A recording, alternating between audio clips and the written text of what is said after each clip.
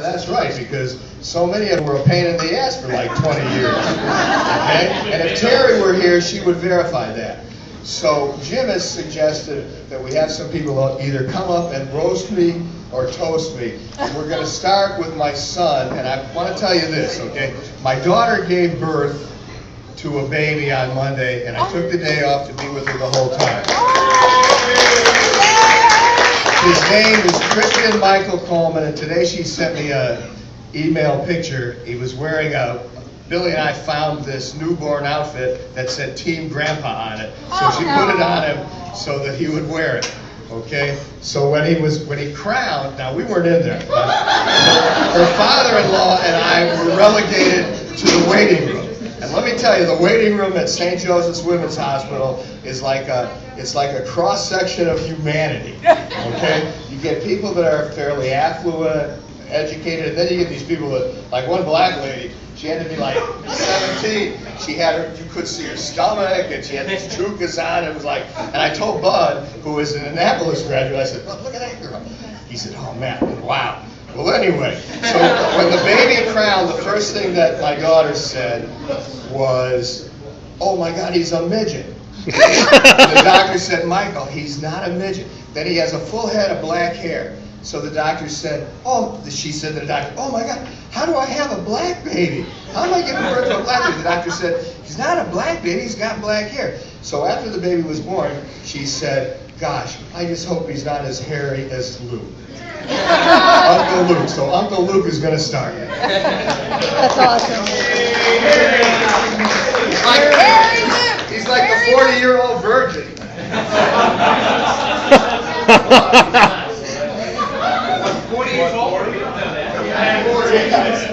You're not the virgin, or you're not a virgin, or you're not 40. No comments. So I didn't expect to go first. I was hoping to slide in there between number 3 and 4. I don't know, somewhere where I wasn't first. Thanks, Dad. Hey, you're my only child that's here. Okay? My daughter had a baby, and my other son said, I am living in Athens, Georgia, you know. Yes, yeah. All right. That's my dad for you. He's a great teacher. He's an incredible teacher. I don't know what really to say about him that everyone doesn't already know in this room. That's why you're here. You know what I can say is, how incredible he is, how much he's influenced my life, let alone the countless hundreds, thousands of kids that he's touched over the span of his career. But what I do want to say is thanks. As one of the youngest people in this room right now, I'll say I represent the young at heart, the young kids. We all want to say thank you. No matter what, you were always there for all of us. Me as your son, but also as your student. You were always someone who would listen to us. You were always someone who would, be a shoulder to cry on, or a clapping hand for something we did right. I'm completely unprepared, so I don't really know where to go with this. I wish I could roast him, but anything I say can and will be used against me in the court of law at some point. So I'm just gonna stick with over here and say, Pop, I love you. There you go. I love you. Thanks for everything.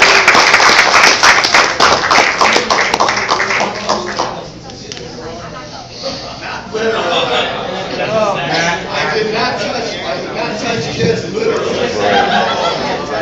Go ahead. Good afternoon.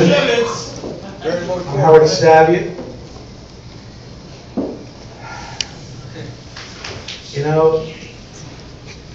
Yeah, I guess we could all roast Matt to some extent. He is an easy target.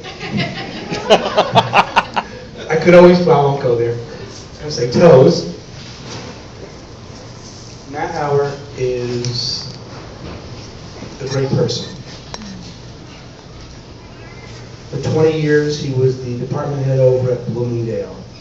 And everything that department has ever achieved, even to this day, owes a great deal to Matt. Yeah, at times we can be a bit of prima donnas. I once time told Matt, you know, Matt, there are 15 teachers in our department, 15 rules, there's school rules, your rules, and my rules. And as long as no one screws with my rules, I don't really care what the rest of the rules are. And that was a lot of our attitudes. But in truth, Matt encouraged us to be independent, to be the best we can be. He led by example about caring for the children. I remember one day a number of teachers left, and the former assistant principal said to Matt, well, how's it feel to lose a murderer's row? And Matt went out and found the 1961 Yankees. That's Matt Howard. He cares about children. If you look in a dictionary and look up the word educator, his picture should be there. Yeah, it's easy to roast Matt. He's my friend, he's my brother. He does a lot of goofy things, some worse than others. For example, well, should I talk about chasing after Michael? No. My daughter, she decided she was going to cut school as a sophomore. So Because she was angry at her dad, I said, of course. God damn it, you're going to school. She locked He was the always so door. pleasant about it. So I hit the door so hard, I separated the frame of the door, threw her over my shoulder, put her in my SUV, and took her to school. Obviously, advanced parenting techniques. Bill, pay attention to this. Her first period teacher was the principal at Strawberry Crest, Dave Brown, who was a good friend who I mentored. So I go down to apologize to her because she's crying and she's not there. So I go back up and I say, God damn, Howard. She's disappeared. So Howard, Dave Brown, and I are out in the park. Now, all three of us had classes at the time. Shows you how responsible we were. So years later, Dave Brown says to me at a meeting, he goes, do you still leave your class all the time like you used to? The answer is yes, by the way. She was in the bathroom with her best friend. Howard bought her a car for her 16th Well, birthday. when Michael turned 16, for weeks before she turned 16, she tells me she wants a car. Talk to her dad and mom about buying a car. Now, they really want to hear from me that they need to spend thousands of dollars on a car for their daughter. And every day she says, He is Jewish. yes. Yeah, Howard. He's my best friend. Anyway, so for weeks on end, she's telling me she wants a new car. And she was having her birthday party at Medard Park. And I finally decided I'm going to buy her a car. So I went to Toys R Us. I went and bought a Matchbox car, took it out of the box. When I went to Medard Park, I picked one of the parking spots, put the car right in the spot, and I tell Michael, I bought you a car, and it's in the parking spot. So yes, she got a car. Actually, her dad did buy her a car for her birthday, so I think, otherwise I think she would have killed me. But I did buy her a car for her birthday. She was so excited, she carried that little Matchbox car around. She showed all of her friends what Mr. Savion. That's what they didn't pronounce his name Savion, they pronounced it Savion. Even Luke. Anyway, I guess the point is, Matt, I love you, my friend. You are my brother. Your family. Everything I've achieved lately, the last 20 years, has been because of you. Thank you. To Matt Howard.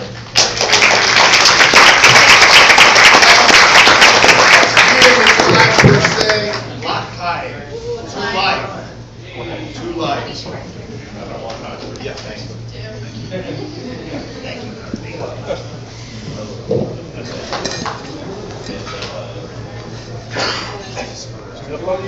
Yeah, I know. I'm going to move in front of the podium because I'm a little short.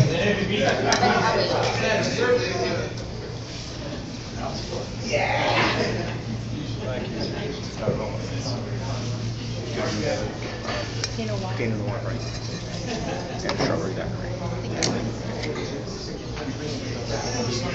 All right, Matt, I'm going to start. I feel real awkward right now. Hi, I'm Rachel. I am one of Matt's stepdaughters. She's the one who planned this. I didn't totally plan it. I just decorated, but that's okay. My mom planned it. Anyway, well, when I first met Matt, he was not my stepfather. He was my philosophy teacher. And I will tell you what, when I was his student, I was not expecting that he would marry my mom one day. I was his student when they started dating, and was just graduated once they got married. It has been 7 years, 8 years now? How long? Going on 8 years. I'm going on 8 years. Oh, wow, I'm good. I don't know. Great. And, you know, all I can say is, it's like Luke said, you know, students that were in his class, I was one of them. Speaking from the experience, he was a teacher everyone loved. Honestly, the entire history department was absolutely adored at Bloomingdale. But Matt, you know, absolutely everyone loved to be in your class. You're easy to talk to. You listened, you cared, you know, and you made it fun and interesting. So, and on the other side of now being part of my family, you know, I can't thank you enough for loving my mom with all your heart and taking care of her. As a daughter, that's the best thing that I could ask for. So, I love you. Congratulations. As a teacher as well, I can say I've only been teaching for my 3rd year. I've got a long way to go. But, great job hanging in there.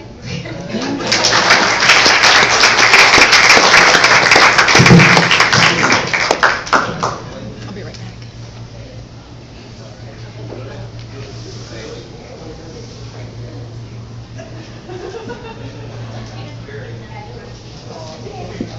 Where's the speech? All right, I love it. You've got all cell phones because you can put your speech on a cell phone nowadays, right? I didn't know, George. I didn't write a speech. I just kind of wrote some things down about Matt. You know, Matt is truly just an amazing presence. You know, I used to always call him 2 tons of fun because that's what he is. You know, and I gotta say something else here is that we're so thankful that Billy's here. Normally we would say it's his better half, but it's his better third because Matt accounts for 2/3. Wow. Billy, did you hear that? Here's your EET reference, people. 2E, organizing a physical space. In Matt's room, there's not a lot because he's kind of like the earth, he takes up a lot of room.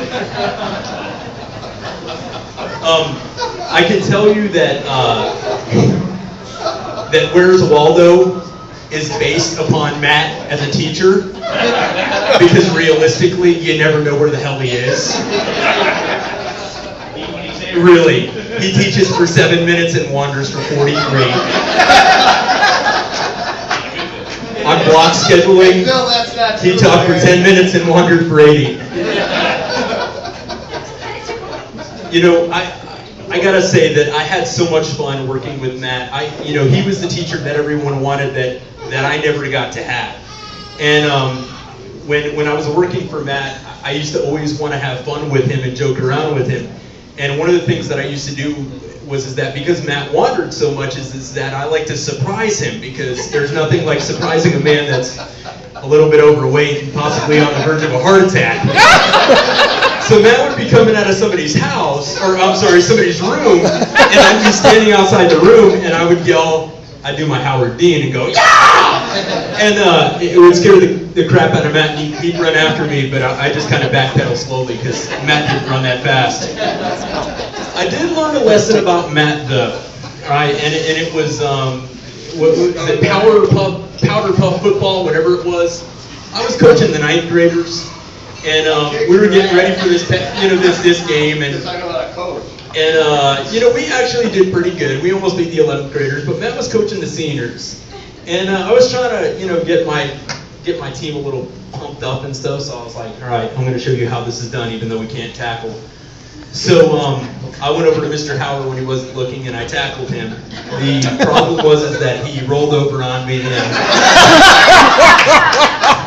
well, you can see I started my life as 5'4", 210, and right now I'm 5'11", 210. As much as I love to mess with Matt, and I would call him Papa Doc, to which he'd just be like Cummings and rub his head. Here's your typical Matt impersonation.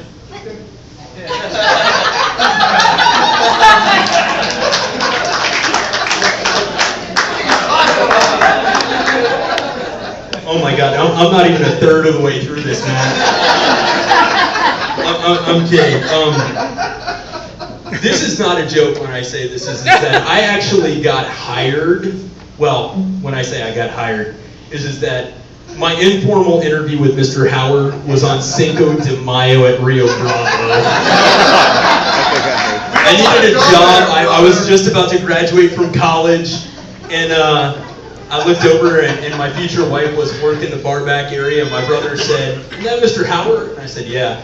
He goes, "Don't you want a job?" And I said, "Yeah." And he goes, "Well, buy him a beer, you idiot." So I went up to him and I said, "Mr. Howard, I'd really like to work for your department. Can I buy you a beer?" And he said, "Come in tomorrow for an interview." So I came in for the interview, and I got hired. And I will tell you that Matt and I, well, hold on, I'll get to that. Matt and I didn't always agree. In fact, the second year that I was teaching, we had a philosophical difference, because Matt doesn't believe in homework. And coming out of college, you think you know everything. So I was like, if you want to wax philosophical on me, I will kick your ass. But Matt was always right. But here was the thing, is that it didn't matter if you were wrong. Matt supported you, even if you were wrong, and he always had your back. And I'm sure many of you that are educators remember maybe about 5 years ago when we decided, or when the county decided that we were going to teach an extra period. And it was kind of like we were losing out, and it was kind of losing money. And I went into insurance, life insurance sales. And Matt said to me, "You're an idiot because you're a teacher. What are you doing?" And I said, "No, Matt, I got to go chase greener pastures." And I did. And it was amazing. I made lots of money. I hated my frickin' job. And I came back to Matt and I said, "Matt, I need your help." And he goes, "You dumbass, I told you that you'd do that." And realistically, someone had decided that they were going in a different direction and I was going to be hired back, and I said I was okay with that. Matt fought for me. Matt believed in me, and to that I'm truly grateful. Matt, you are possibly one of the most caring, passionate individuals that I have ever met. And I could never be the lecturer that you are in the classroom. I could never hold them in the palm of my hand like you have. But the difference that you made in kids' lives, how you made them feel special, they're going to remember that for a lifetime. And it doesn't matter what any evaluation score says. It doesn't matter what other teachers thought of you. Amen. By the way, your EET score is coming shortly, by the way. It doesn't matter what anybody else says, but Matt, seriously, I love you to death, man, and I miss you already in the classroom. Thank you. Thank you.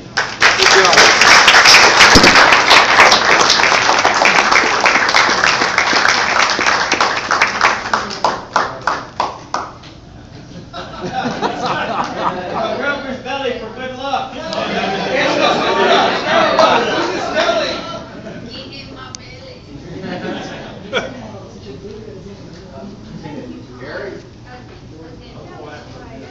Oh, George. He's a Marine, so take what he says with a grain of salt. Careful. That's what I had to put up with as soon as I got to Bloomingdale. I want to say that I did not prepare a speech like the comedian, like Commodity, whatever, that teacher over there, Cummings, did. What a great speech, man. That's hard to follow. I will say, this is going to surprise you all. When I was hired at Bloomingdale High School, Matt wasn't there, but he was there. He was the department head, but he wasn't there. So at the time, Miss Stelter and what was her name? Miss Brewster. I think it was Miss Brewster. then became Miss Davis, or was it the other way around? It was that way. Bruce and Davis. They hired me. And the first thing I was told when being hired by Miss Stelter, Matt wasn't there, was that there's one thing I can count on with the Social Studies Department. One, if there's anything I ever need, I know which department I can turn to. Social Studies Department. Department head, when he's there. Anyway, she said, but there's another thing I can count on. When there's a controversy in the school, I know which department started it. Okay? Guess who the ringleader was? Okay? Well, we may have all been prima donnas, but that fact was probably truer more than anything else because our department head encouraged us to think outside the box and help our students think outside the box as well and be independent thinkers. Okay, when it came to academic freedom, this was the epitome of academic freedom. Matt was the epitome. He did encourage us to be who we were. Okay, maybe that came from Be All You Can Be, so I'll put up with it for a little bit. Some of those. Anyway, rough. Matt was, when I did meet him, it was a little rough around the edges because, remember what I said, he wasn't there in the hiring process, so he was a little upset. I don't know if you remember, you weren't very happy about the fact that I was hired and I wasn't there. In fact, I think it was somebody else that kind of encouraged me to come over to Bloomingdale High School at the time. It was Newsom High School now. Anyway, so it was a little rough at first. But eventually, Matt kind of took me under his wing. He was kind of like my father in many, many ways. Same time period, a lot in common, growing up the same time period, both being in the military. And I did not like my dad much when I was growing up. But I will tell you, he's my best friend now. My dad is one of the best and most closest friends I've ever had in my life. And Matt was very much like that to me. He definitely was one of my mentors, along with several others. I was one of the mascots of the Social Studies Department. I was one of the younger ones. Coming out of the military, he's pretty much, college and then right into the Social Studies Department. There was a well-established group of people there. And I felt like I fit in pretty good because of that man. He made me feel part of it. And as a matter of fact, something we carry on still today, and Matt was one of the founding members of it, is every Friday morning, get together for breakfasts. And you don't see that too much. The fellowship that Matt was the epitome of. Okay, I think some of you may understand that. He definitely encouraged fellowship. And I think that's one of the things that we've forgotten a lot in this age, is that we need to be there for each other. Be a people person. Okay, that is the epitome and what was encouraged strongly by the MBWA-er. If you know what MBWA is, Tom explained it quite a bit. He was one of the best managers by wandering around. Okay, believe it or not, I think he may have been encouraged, or someone encouraged that to be taught in educational leadership a few years ago. Management by wandering around is actually one of the things that Matt was very good at. He was a networker. He may not have been in class much when he was. Okay. he definitely was the show, and he definitely was looked up to, respected, learned from. But you know what? He was outside the classroom, and he wasn't just wandering. Remember, all that wander are not lost, except for Matt. Anyway, he helped, he reached out to anybody and everybody that needed it. Yes, our dysfunctional family, the Social Studies Department, emphasis on fun, as much dysfunction as we did have, and as much arguments as we did have as a family, we truly loved each other more and looked out for each other more. And a lot of that was established, if not most of it was established by that man right there. And we continued to carry that on when Matt retired for the first or second time? First time. And Second time. Still today. Still today. And I do want to thank you, Matt, for being the buffer between me and that one social studies teacher that I won't mention her name but lost her hair quite a bit, besides Matt. Anyway, we had quite a few memories, especially as it pertains to making sure we go after those criminals that are running from the school Okay, and going across the parking lot, jumping the fence, and Matt was chasing him. Why? Because that teacher said he had a hat on. This Oh, lady, good. she was crazy. Still is. She pulled Bob over there. He said he's going to do this thing, Hair for Howard. So he's going to have all the students contribute hair. So one of the asshole students says to this lady, oh, he's doing it for you because she pulls out her hair. So she starts crying. She comes in my office, she's crying. I said, God damn it, Bob, what the hell's the matter with you? You're causing problems for me. So then one day, it's like August, September, hot as hell out. She screams, stop that student! I'm thinking, oh my God, he stole her purse. I take off out the door. I'm running down the street. I cross Bloomingdale Avenue. I'm chasing this asshole into the damn subdivision. I can't, obviously I can't catch him. I get back to the school. I look like I've fallen into a swimming pool. White I say, Sanford and what the Son. heck? Did he steal your purse? What happened? He had a hat on. I'm looking at her like, what's wrong with you? What's wrong with you?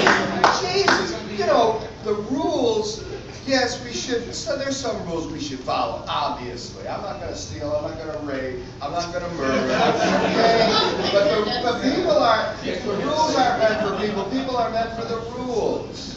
And that's one of the, you know, things you learn in life. Jesus. You know, you fight, I'm chasing this kid all over this guy, and they had this old broken down building next to Bloomingdale that they since tore down, and the guy points, he's going that way. And I'm running after this guy. You can imagine, it's like, you know, a freight train running after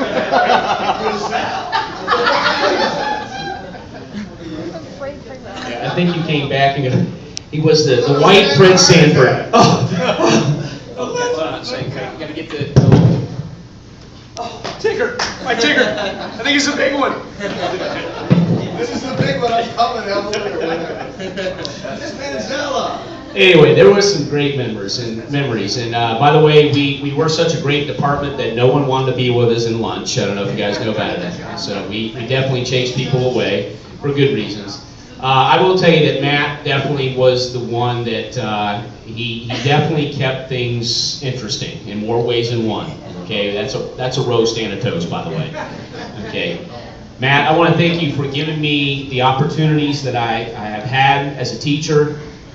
Obviously, the very beginning wasn't necessarily your idea, okay, and but I think it worked out for the best. And by the way, I believe that the Semper Fi.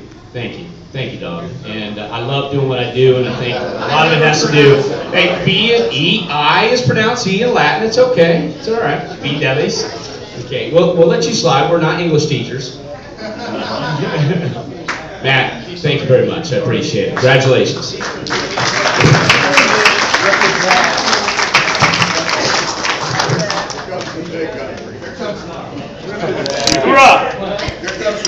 Where's your speech, Terry? Hey, first of all, my name's Terry. I gotta tell you, I've been sitting here for about over an hour, and I've been hearing some things about Matt that I'm like shaking. I'm shaking my head. Somebody make an announcement that Ashley's here now. Passionate. I'm like, boy, you guys are sucking up to him. You don't have to do this anymore, you educators. You know, the truth is, the one thing I do hear about him though is he's never at work. I can tell you where he was. Right out here in the corner booth. He gets here at 11:01. He helps the bartender cuts the limes and the lemons. Okay, and then he helps them fill the doggone ice tray up. And then he tells them how to pour their drinks. Okay, and then he sits there between 1 hour, I don't know, 4 or 5. Billy have to come get him. And then he's a philosopher out there. So if you ever want to know where Matt was, he was here most of the time. All right. So, but before I go any further, Matt, I need you to come up here.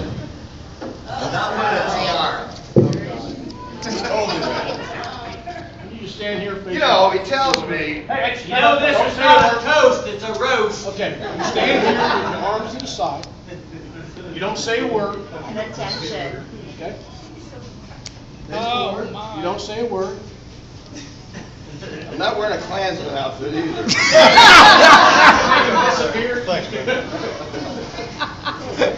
Look up. You're not shaving my beard. Stand still, stand still. Look straight forward.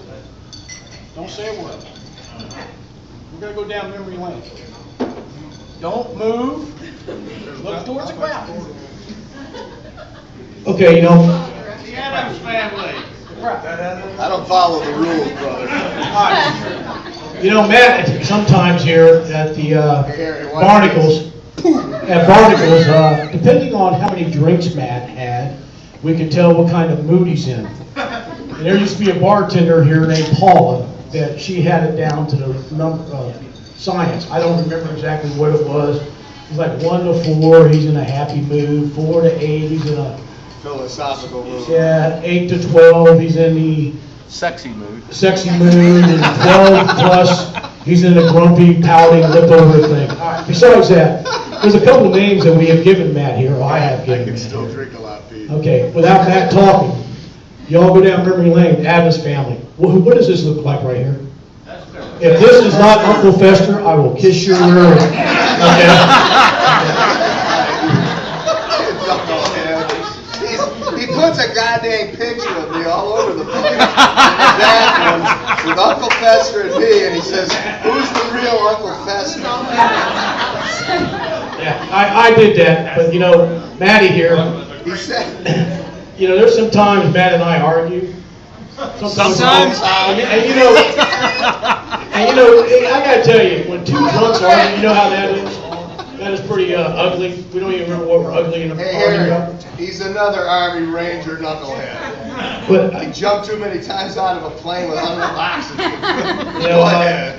and for all you educators out there, help me out. I know Matt here at Barnacles. Okay, we don't socialize outside. We know Matt at Barnacles. What are you talking about? We went to your birthday party. Okay, one time I knew him outside of Barnacles.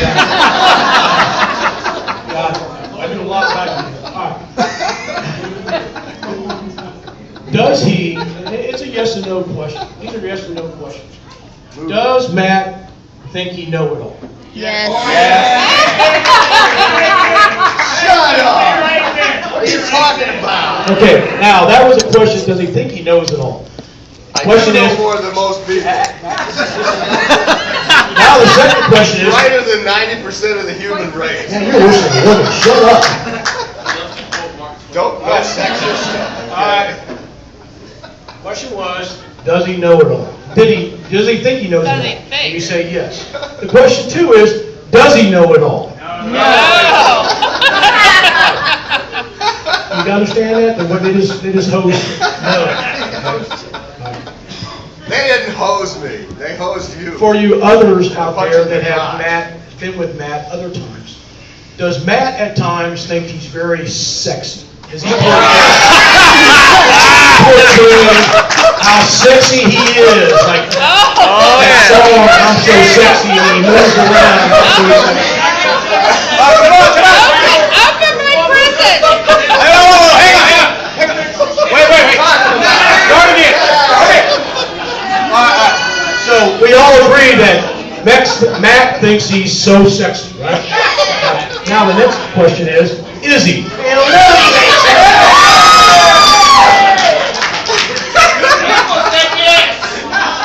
All right, here's the ultimate question, and I already know the answer to this. Is Matt a pain in the ass? All right, so we all know Matt thinks he knows everything. He's a pain in the ass, and he thinks he's so sexy. Besides those great traits about you, Matt, he's also got one negative trait that I really don't like. I despise. I'm a Democrat. Okay, he's got two negative traits. The number one, he's a Florida State criminal fan.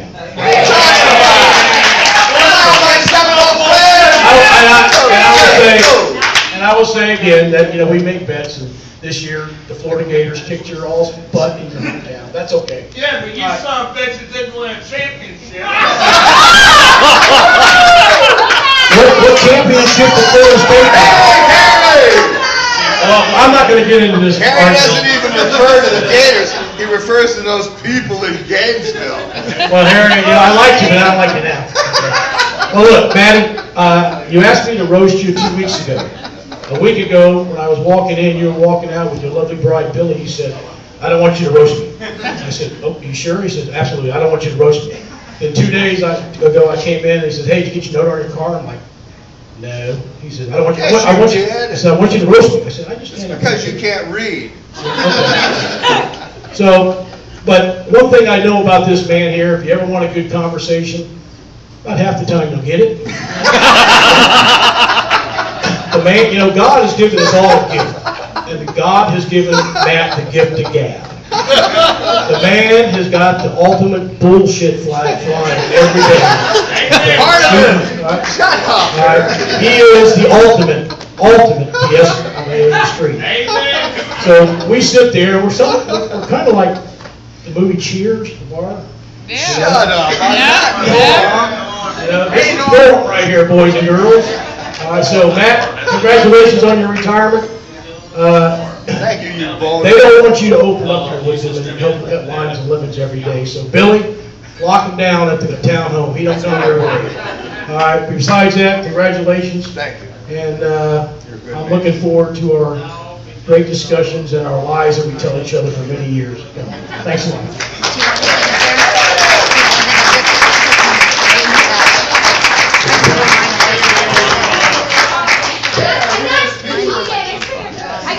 Cannot be nice to him. Don't be nice. I know I already said something. I just wanted to point out, there is, if you guys don't want to come up here and speak, no problem. There's a little thing back in the back that has pencils and erasers and a little index card. It's teacher themed, but as far as guest book, if you can write a little note for him to put to a guest book, they're back at that back table. For those of you who are high school teachers, Rachel teaches second grade. I teach first grade, but Oh, first grade. Hey, come on! I know, I'm just kidding. You're next. You don't have to say for me? What do you got?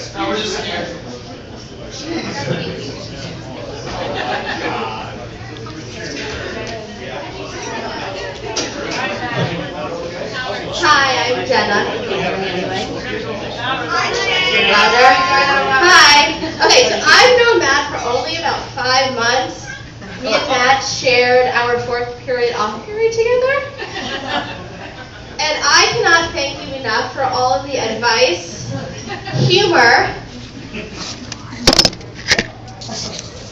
and everything, I should just say. Sorry, I'm not a good public speaker when I don't have a speech prepared.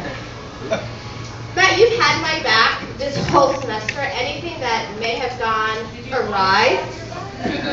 What? You might have chosen somebody else in our department to have your back. Well, he has always had my back. For anything that has ever gone wrong, he has gone to the front line for me. He has tried schedule change, everything that I've needed. So I just want to say thank you for me and for my department. We have stories and stories if any of you need to come over and hear. So, and also he came into our room saying he was talking about circumcision. Real appropriate. My students go, oh, I was supposed to have sociology with him next semester. They were very sad to hear that they were not having sociology with you next semester. So thank you for everything.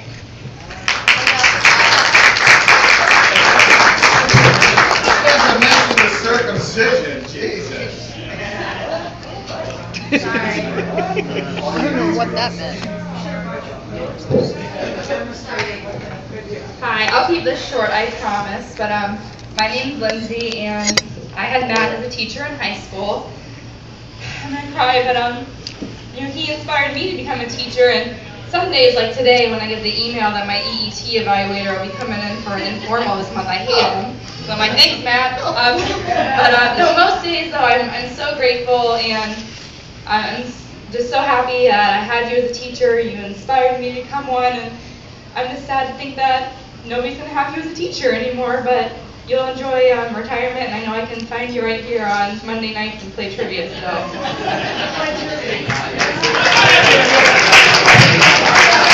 And thank you.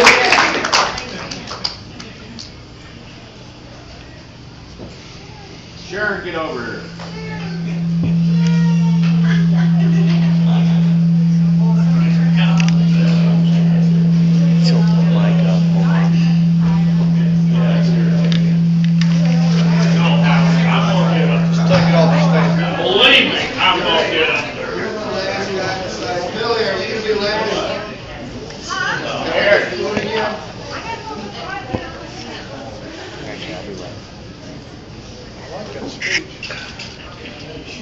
I'm Harry Ireland.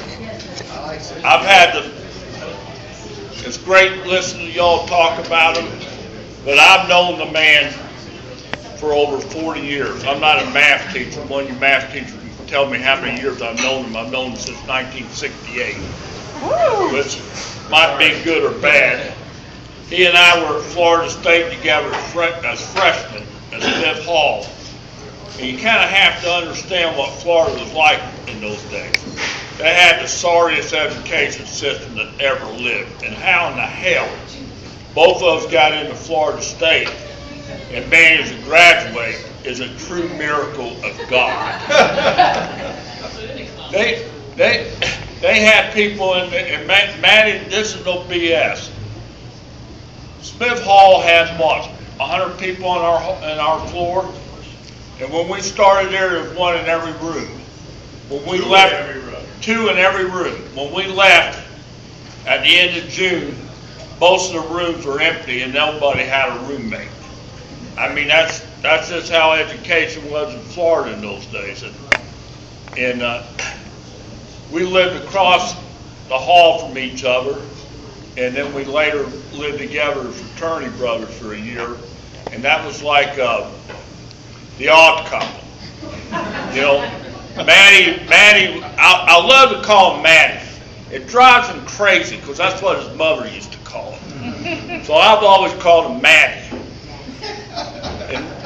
And Maddie and I were roommates, and it was like the odd couple because Maddie was always very meticulous, had everything clean. I was, you know, basically a slob. I was a wrestler, so I'd come back with all my wrestling sweats and everything, just throw it down there, drive him nuts, you know. But you know, I didn't give a damn. The other problem was, the other issue was we were both philosophically different. Because I was in ROTC, my father was a military officer, I played football, well I was on a football team at Colonial. This is how bad things were in those days. They kept me on the football team because I could read and write. And they needed at least one guy that could read, you know? And I used to have a tutor, one guy, J.C. Stanley, in math, and that's my worst subject, you know? So I was a wrestler, you know, ROTC, fairly straight for those days. And you know, as you might well or not know, it doesn't make any difference because you can't fire him now. He's retired and he's a friggin' pothead. And you know where they used to hide all the pot? In my room. And one time I found it and I said, "What the hell?" Don't listen to this. Well, I'll get on to that part later. I said, "What the hell?" And Howard and Lawrence goes, "Well, Harry, nobody suspects you doing that. You're in ROTC and got short hair. What little there is of it. And you're a wrestler, and you're meaner than hell, and nobody's gonna mess with you." Then, you know, I can go on and on and on. There's absolutely no truth to this. I've never inhaled. You know, we have old saying in the South, never let the truth get in the way of a good story. Well, I guarantee you, Matthew Earl Howard has never let the truth get in the way of a good story whatsoever. Amen, brother. Amen. So what happens is we graduate from college. We're really good friends. We go our different ways. And you know, communications weren't that good. Oh yeah, I want to tell you a little bit about his military career. Because I know he loves to talk about how he's an Army vet. Here's basically what the hell happened. He either had a choice of being drafted or going to Canada. And he was too scared of his old band. I don't know if you ever met Matt Singer, but he was twice the size of him. He was too scared to go to Canada, so he enlisted as a medic right when the war was. You know what he did for 3 years? Spent his time at Monterey, California, waiting for Omar Bradley to die and checking people for VD. That's his medical career. So whenever he starts trying to talk this bullshit, well, I'm Army vet and all that crap, that's not true. Check people for VD? Oh yeah. That's what we call pecker check. Right?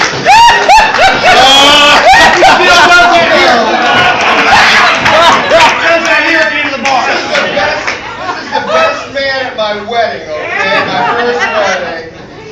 Who calls me and he says, hey man, listen, I got size 12 shoes, but the problem is I got 2 left shoes for my dress shoes. I said, what the hell are you talking about? We gotta go down to the goddamn chapel. So he's got 2 left shoes, so he's walking out like this. So how valid is what he's saying? That's true. I was going to bring that up. I was the best man at the wedding. And I made him let me wear my dress blues because it was too cheap to buy at the casino. But Manny will tell you stories about how tight I was. See, the thing was him and his derelict buddies, they didn't, they'd wait. They'd accuse me of being a baby killer and everything else at the ROTC. But I got $100 a month for being in it. And every one of them SOBs, when I got out of that ROTC building my check, they were waiting to go to the bar. It was blood money, man. Yeah, it was blood money. So we go about 15, 20 years. I don't see him much, In 2003, I brought my son up to that Reverend University known as Florida State. So all you people, I have to clean my language up as my wife's here, but all you people from that place in Gainesville. So I bring my son up to FSU. And I discovered computers. So I looked and I found his daughter's name was Michael, which my actual nickname is Mike Ireland. That's what my family called me. So, and man, I'll tell you this, my mother's convinced to this day that he named his daughter after me, which is a standard joke. So to make a long story short, I lost his phone number. I get a hold of his daughter on the computer and say, have your father's phone number. And she sent it to me. And I said, well, his son and my son were going to school at the same time, so we meet up there. That's where the story thickens. Because I hadn't seen him in 20 years. And by this time, I'm a fairly straight dude, I'm an Army officer. I work for the post office. I'm a Sunday school teacher. I've been taking my kids to Sunday school. My son, starting college, he thinks, well, the old man's pretty straight. Ripped my head off the New York Second, but, he's a straight dude. So who do we meet up at Tallahassee? Matthew Earl Howard, who immediately starts telling stories about me that are purely fiction. I mean, if 5% of it was true, I'd be up there with William Wallace and all the other heroes. And not to mention the fact he starts telling some stories of my son about some episodes with some women that were. What about the spaghetti? Yeah, no, that's a standard teep lore about because they all became his son and my son both became teeps. And anyhow, I had a lot of explaining to do. My son. I said, no, but Dad, you taught us in Sunday school. Well, you know, Howard's lying a little bit. Well, you taught us that, you know, I said, well, you know, son, did you ever wonder why I was really big on redemption? And y'all talking, we used to call him the raver because he gets on something, as you teachers know, he gets on a rave. The best thing to do is just shut up. You know, just let him go. I am known as one of, we were, a couple of times when our sons were up at Florida State, we were up there together, and one time I actually shut him up on a rave. And one of the kids looked at me and says, I can't believe it, you actually shut a howler up. Well, son, I've had a lot of practice at it, and it ain't easy. It's not easy at all. And, you know, y'all are educators, and I have a great deal of respect for that. And I feel you really get the shaft about it. I'm actually a liberal now. No, I'm a union activist. You used to be a Republican. Yeah, well, whatever. I'm what I am. I'm a union activist, and I understand how if you don't stand up for what's right, management, or boys like to call them administration, or still management, will try to screw you over, you know.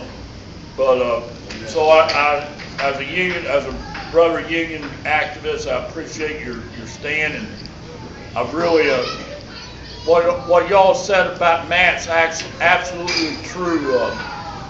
I'm not a school trained teacher, although I've been teaching Sunday school for almost close to 20 years. And teaching's an art, and you're absolutely right that Matt has that art. He cares for people, he cares for his kids, he questions, he makes people, he inspires people to learn. When he and I were roommates, he inspired me to read more. He got me into reading science fiction. He actually got me into history, which I later got a master's degree in from the GI Bill when I got out of the Army. And you know, I'm trying to figure out some way to say something bad about the Marines. It's not that difficult. I mean, you know, the damn thing about you boys is, man, you have the best publicity in the world. My son and I always gripe about why in the hell don't the Army have the publicity the Marines do? So Harry's son was in Afghanistan. Yeah. He's a what, second lieutenant or first He's a lieutenant? captain. He's a captain, okay, in the Army, okay, he's a Ranger. So Harry's up at Tallahassee and he's sitting in his son's room with my son. And this little cute girl comes in to flirt with the two boys and sits down and she says, my dad was a Marine and he says the Marines are just the toughest guys. Harry goes, what are you talking about? I eat Marines for breakfast. The little kid like, ooh, this is my son and his son telling me, ooh. That took care of that. They didn't pick the girl up, that's for sure. Thanks a lot, Harry. Well, remember what I was saying earlier about never let the truth get in the way of a good story? So we'll go with that story. In closing, I got one last story to tell us. We were up there in Tallahassee at a fraternity thing with the kids. Obviously, they're not kids, they're 20-year-olds. And we were around this campfire and we all talking around BSing, and two of his ex-students, maybe y'all from Bloomingdale might know one of them, Colin Lyons and Rory Jones are, you know, talking about how they suckered him into talking about Star Wars. And they get on this stuff about how Star Wars is really an allegory about the Republicans and how the conservatism and all this stuff. And Howard's sitting there arguing with him for about 15 minutes. I'm sitting next to him and I look over Howard and says, Howard, don't you realize that those boys are screwing with you? And he goes, what? Fort Howard. Those guys are screwing with you. Don't you know that? And then he looks over Cole Lyons. Lyons, kind of an Irish guy, had to put a big grin on his face. Yep, they were screwing with him. So, but in closing, all I have to say is Manny's like a brother to me. I could always count on him to have my six, and congratulate him on his retirement. And it's a shame that the the government's missing a fantastic teacher. Thank you.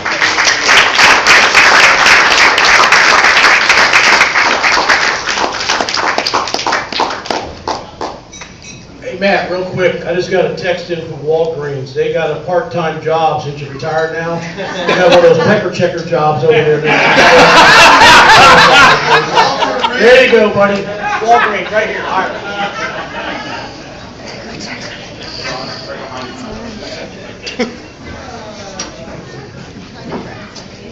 Thank you guys for coming tonight and toasting and roasting Matt. We had a good, Get closer to the mic. we had a good time. I just said thank you for coming. I really appreciate y'all coming and helping us toast and roast Matt and his career of 36 years in the school system. That's something to be accomplished.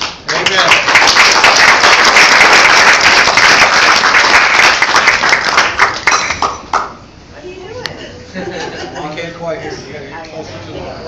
Go up and have more food. I don't know what happened to the field and they eat shrimp that we were supposed to have. Tilt it up. Tilt it up. But you know, my daughter, a few years ago, was at this fundraiser. And the guy, the politician who was running for office, walked up to her and he recognized her last name. And he said, "Are you Matt Howard's daughter?" And she said, "Yes." And he said, "Tell your dad he's one of the reasons why I do what I do." It was David G., the sheriff of Hillsborough County. You know, Brad over there, who is a first-year teacher at Leonard, one of the reasons he teaches is Bob Stepp right there, another social studies teacher. What we do as teachers, and you teachers know this, and you folks who are not teachers, it's hard to describe, because we don't get paid a lot, and they screw us all the time. And DET is so screwed up, it's ridiculous.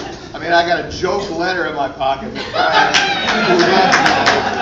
which says, "I can't retire." It says, "This letter is to inform you that your request for retirement effective January 18th has been denied." And, you know, it's a joke. He put it out as a joke, as a spook. Frank did. You know, and at first I thought, you know, God damn it, what the heck, what? So he didn't want me to ruin my day, so he told me right away. But what we do, those of you that are educators, what we do is we shape tomorrow. You don't know who in your class is gonna, who knows? You could have a person in your class that could run for president of the United States.